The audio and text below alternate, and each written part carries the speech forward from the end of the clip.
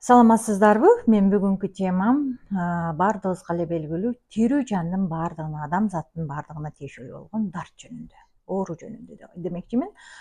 Оорулар эмне үчүн бизге келет? Оорулар бизде бир нерсени туура эмес көп ойлонгондон, терс ойлонгондон, көп туура эмес баскандан, же болбосо туура эмес отношения кылгандан, же болбосо туура эмес өзүбүздү өзүбүз коркуткандан, өзүбүздү алдагандан гана жана башка толтуран нерселерден гана келип чыгат да.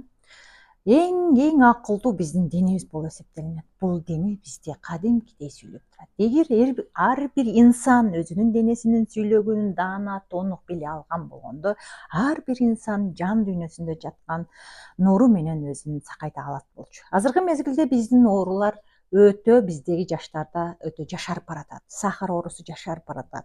Жүрөк кан тамырлар оорусу жашарып баратат да. Мына ушул темалар боюнча дагы эмне үчүн оорулар жашарып баратат?